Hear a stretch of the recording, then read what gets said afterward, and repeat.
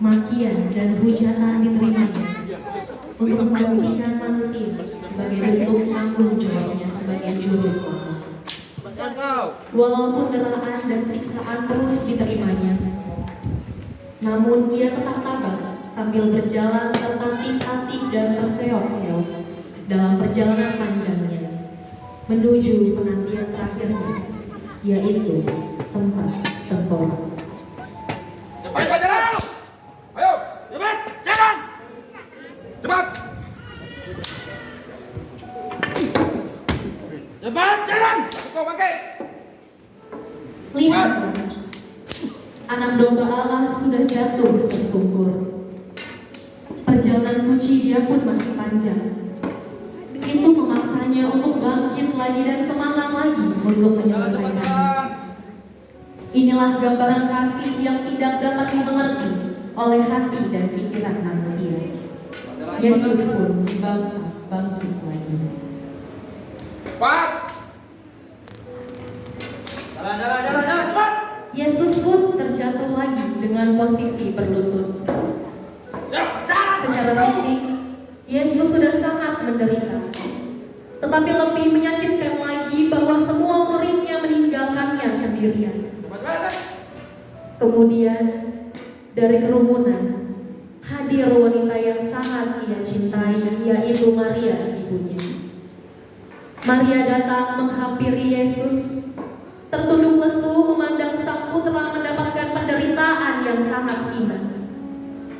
Betapa ia sebagai seorang ibu, ia sangat merasakan kepedihan di dalam hatinya, tetapi ia menyimpannya karena ia harus tetap mendampingi putranya di dalam perjalanan sucinya. Dengan wajah menangis, Maria memegang wajah Yesus dan memandangnya penuh arti. Anakku. Ibu, mengapakah kau menangis? Bukankah kau mengajarkanku untuk tetap setia kepada? Minggir! Sana! Jalan! Ayo, pagi! Jalan sebentar saja, Jalan! Cepat! Aku di sini bersamamu.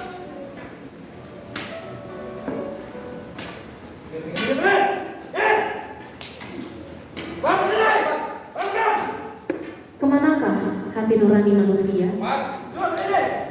Kemurahan hati manusia telah musnah.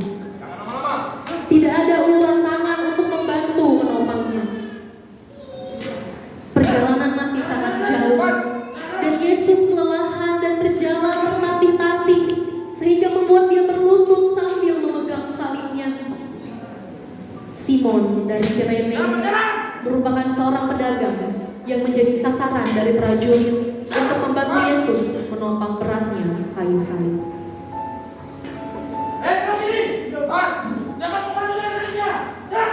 Ayo, kau bantu dia. Cepat, bantu dia pikul salib. Jangan jalan. Simon memanggul salib untuk Yesus, sementara Yesus berjalan sempoyongan di depannya.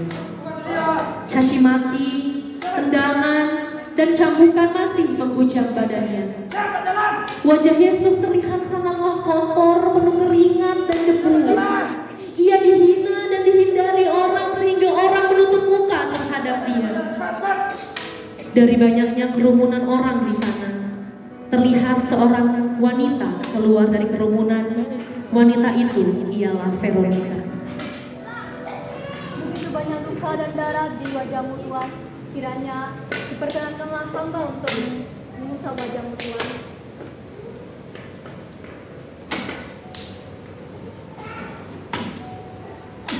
Kiranya dengan perbuatan kecilku ini dapat meringankan penderitaan Tuhan. Ayo, minggir, pergi dari sini. Ayo, cepat. Cepat, minggir. Cepat, untuk jalan. Ayo, cepat jalan. Janganlah kau bersedih. Biarlah salib ini yang berisi. Sebab kau tidak akan tahu rencana dari Tuhan. Ayo. Lihatlah semuanya, Ketulusan wanita itu yang membangkitkan semangat berkorban tanpa mengenal jasa. Tanpa disadari, tindakan wanita itu sangat menghibur hati Yesus dalam penderitaan. Namun walaupun sudah ditolong oleh Simon, kekuatan Yesus semakin melemah walau perjalanan masih jauh. Yesus pun kelelahan dan akhirnya terjatuh untuk kedua kalinya.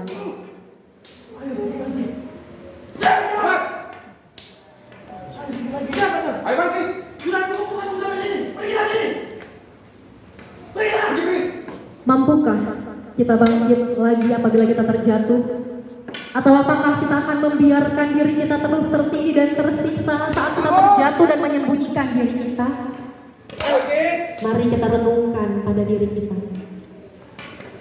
Kenapa orang Setelah melanjutkan perjalanannya, Yesus pun melewati beberapa kerumunan wanita yang mulai melihat dirinya disiksa.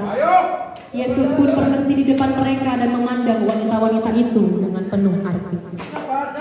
Kenapa orang ini dihukum begitu beratnya? Apa salahnya hingga ia disiksa seperti ini? Apa salah orang tuanya hingga anaknya menderita seperti ini? Hai Tuanku, berapakah mereka tidak memiliki kasih pada kamu? Di manakah hati nurani mereka, Tuanku? Udah minggir. Jangan sini. Pergi. Minggir. Cepat jalan. Cepat jalan. Jalan yang semakin menanjak menuju Golgota, tubuh Yesus semakin lemah, tidak mampu menahan beban salib yang berat. Cepat jalan. Untuk ketiga kalinya Yesus terjatuh, tetapi Yesus tetap berusaha bangun. Tekadnya untuk menyelesaikan perjalanannya tetap teguh walaupun dengan sisa-sisa tenaga yang ada.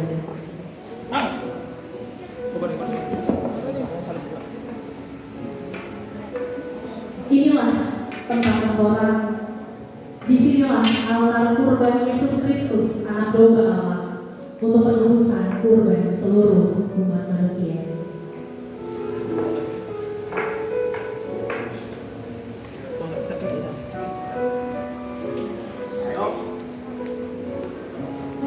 Inilah Bukit Golgota sebagai saksi bisu kekejaman dan kekelaman hati manusia dalam penghinaan paling keji yang dialami oleh Yesus.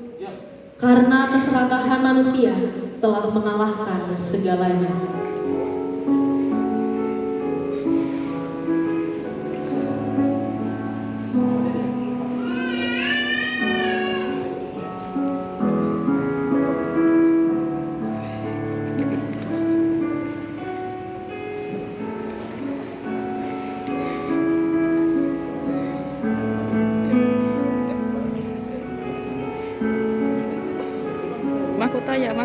Mahkotanya, abet, mahkotanya, bet, mahkotanya.